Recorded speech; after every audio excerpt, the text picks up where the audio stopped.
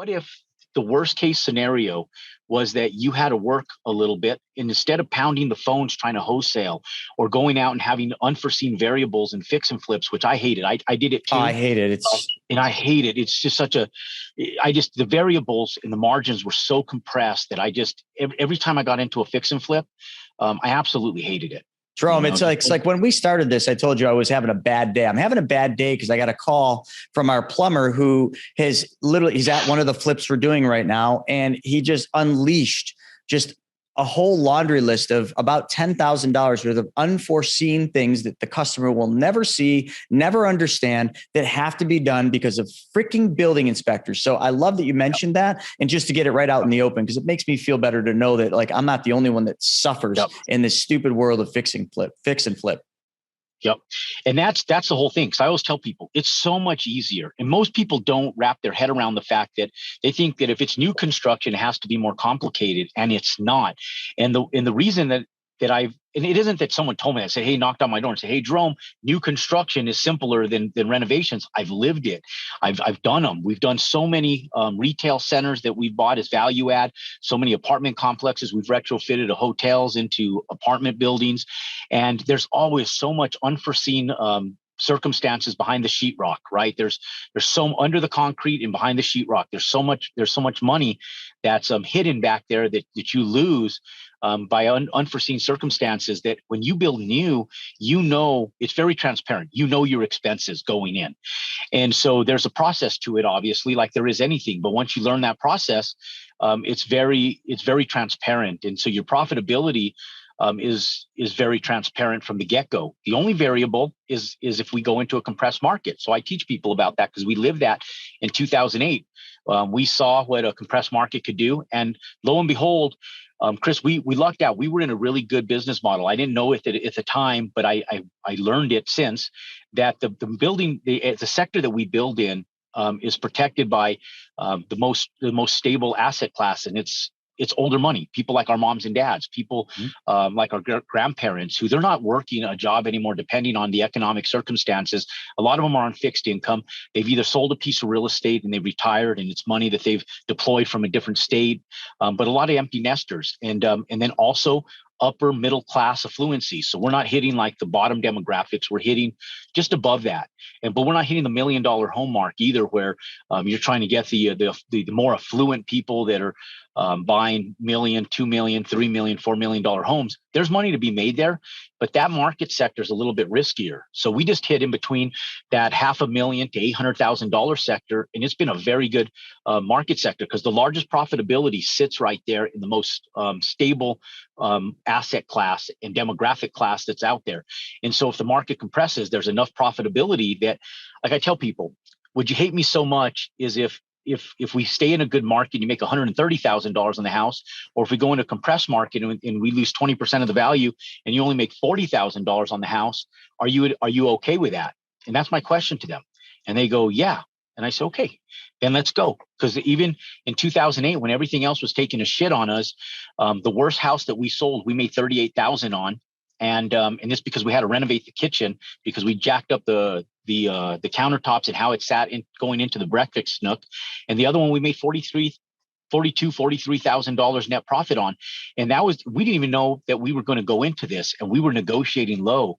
And those were the two worst profitable homes that we've ever built in over 20 plus years. Wow.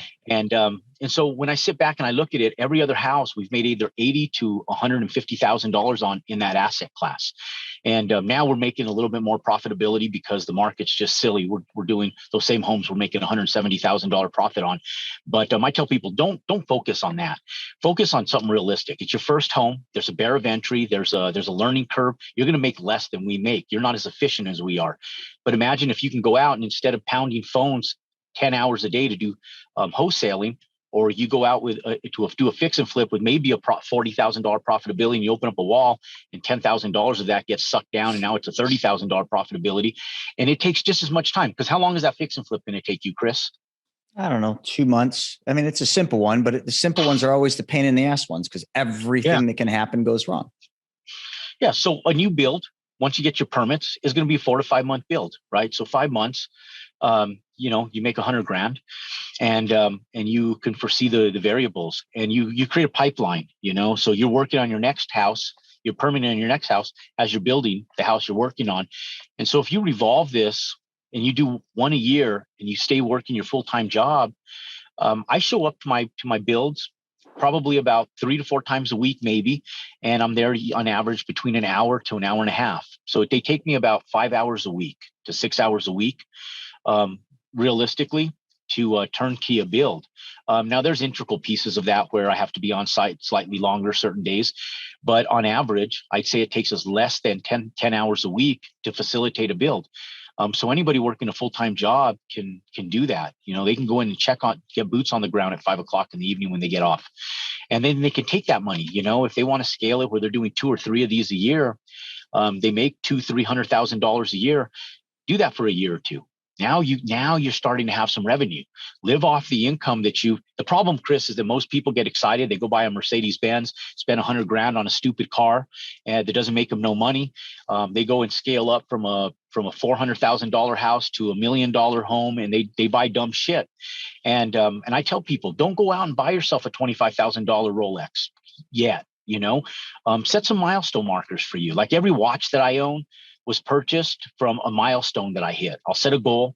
I'll say, okay, when I stabilize this entire asset and it's cash flowing, I'm going to go buy me this $50,000, Hublot or whatever it is, and then once I do that, I set those benchmarks. Then it releases those dopamines of success where it's more of now it's something that it's a reward for reaching a milestone that you wouldn't have reached without setting that goal.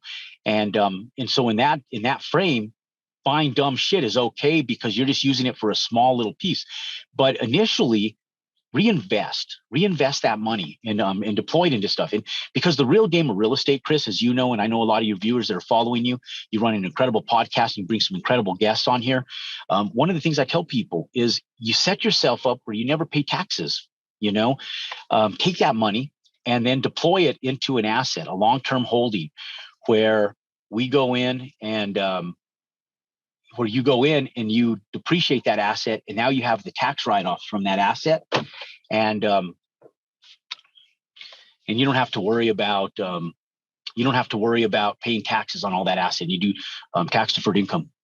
I love it. Yeah. And one of the things we teach is the infinite banking concept. So if you just change one thing and that's where that money starts, and then you move it from there, now you've also turned on uninterrupted compound interest. So everything you're saying resonates. I love assets. And, one of the best things that's kept me from paying a lot of taxes in all these years since 2014 has been real estate.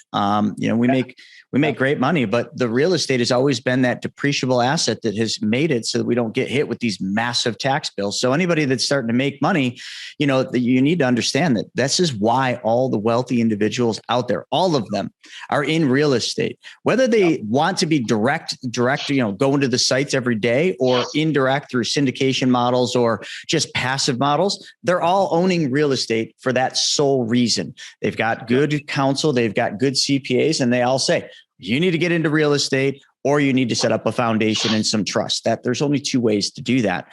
But one of the things that I love, and I want to continue down this is, because it's such a unique model, is a single home, this building a home.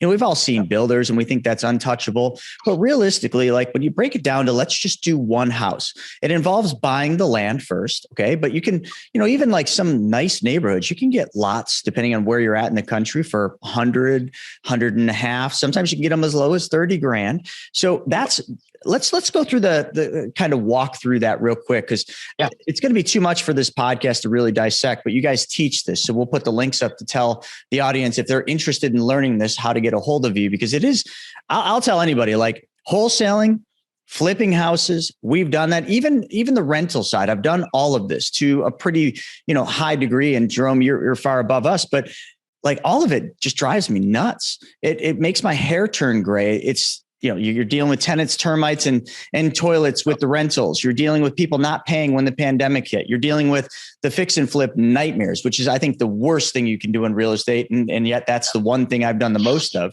And then wholesaling, you're just creating a job for yourself, folks. You can make a lot of money in wholesale until you're not making a whole lot of money because it's transactional. Once that thing stops and you don't have a deal to sell, today, the world of wholesaling is so bizarre to me. I don't even understand it. You have wholesalers wholesaling it to another wholesaler, wholesaling it to another wholesaler, selling it to the end buyer.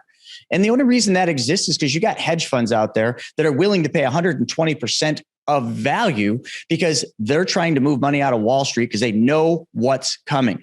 But that's going to end, folks. So you like all these wholesalers that are buying the Rolexes, driving the Lambos, flaunting, acting rich. They're going to be the next poor ones because you're violating all the laws of wealth. I mean, listen, Jerome, I'm listening very intently because I love to hear this. When you find somebody that's high net worth and has made it through failure, you understand, you see that they've learned the laws of wealth, whether you know what the 6 laws of wealth are or not. You are literally preaching them as you're going through your story. And one of the laws of wealth that you talked about is, people seeking unrealistic returns. When you seek unrealistic returns, your money flees you. And not only that, you started talking about, people violating law number 2 of wealth, which is your money must work for you. When you make $40,000 or $100,000 on a flip, don't go buy the Rolex. Don't go buy the bigger house or the bigger car. Take that money and put it to work again. Because every time your money goes to work for you, it creates offspring in the forms of interest, dividends, or profits. Then you take a little slice of that and you maybe live a little bit better life, but you do it over time. Everybody right now, Jerome, is literally sprinting their way to riches. And building wealth is a marathon, man. You've been at this since the 90s. I've been at this since, well, I guess if you really go back to the beginning, 1994. So, that's a long time. And a lot of people can't wrap their head around it, but that's just what it takes. Like, you want to be wealthy, it's going to take time. You want to be rich? Go do what you're doing. But, just understand that rich means the next poor. So let's go into what would this look like if somebody wanted to build a house, we don't need to get into all this stuff because you can teach them that in your coaching program, but would they have to have the capital to buy the land? And what does the money instrument look like? So we have a lot of affiliates, right? So there's a lot of variables. Everybody's a little different out there. And that's one of the biggest concerns with people with bad credit or the lack of funding. And so, what I've always told people, there's a barrier of entry. And let's take a worst case scenario, Chris. Bad credit, no money, right? That's the worst case scenario. That's about it. Everybody, outside of those 2 sectors, you're at a good place, right? We can find funding for you. There's buying the land is not an issue. The way you have to understand, one, financial institutions and how they work, right? What they're after, they're protecting their assets. They're just like investors like you and I, Chris, but they're on a bigger scale, right? But they're protecting their money and they're dispersing it and they're liquidating it in large quantities and in multipliers, and that's how they compound their money. And so, what you got to understand is they're limiting their risk. So you have to function and think almost like an institution, like a bank, okay? When you're looking at any piece of real estate, doesn't matter if it's a large asset or small asset. So let's take a look at bad credit and no money, for example. Okay. So the way I would tell people is when I first got started in real estate, there's what's called owner financing. And so a lot of land out there, because land is worthless to a bank. Banks don't want land. It's not cash producing. It's a high liability. There's no ROI on it. They have the asset of the land, but really it sits there, right? Like I still have over 40 acres of land, and I think it compounds down to 62 lots that I own still to this day, pre-recession. And at the time, I really honestly thought that land was running out. I thought that if I didn't buy that land, there was going to be a shortage of land on this earth. And I literally felt like that, as stupid as that sounds. And so I bought all this land up, and then the recession hits, and then the progressive growth plan city I'm building in completely shifts. And so here we sit, almost 15 years later, and I still own all that land, and I can't build on it. I mean, I can, but my ROI just isn't as good as it is if I just go buy new land someplace else. So what I tell people is don't go buy dumb land. There's lots out there, and there's people that are sitting on these lots, and they'll owner finance it for you. And so what you'll need to finance is you'll need to finance one, you get the seller to pay for the survey for you, but then you have to get a topographic survey. That's the lay of the land. You got to get an architect to plat the house for you, and in some municipalities, a civil engineer to do the grading and drainage plan for you. And now you can go get your permits, your building permits. Okay. Now, there's money in entitlement. And what people don't realize is that in any project, both commercial and residential, when you take a naked piece of land and you entitle it, some people are sitting back going, "Okay, Jerome, what's entitlement? What does that mean?" Well, entitlement is when you take a piece of land that's just dirt and you put something three-dimensional to life on that lot. You put a building, you plat it. An architect plats a building on that lot. They give you the dimensions, the vertical construction, the structural stuff, the electrical plans, everything. And you're able to take that now to go give it to the city for building permits. So when you do this and you give it to the city for building permits, now the banks are looking at it and they go, "Okay, we have something to appraise." Okay, so now the banks have something tangible to go after and appraise. Now you have something of value. And so your land now has literally almost doubled.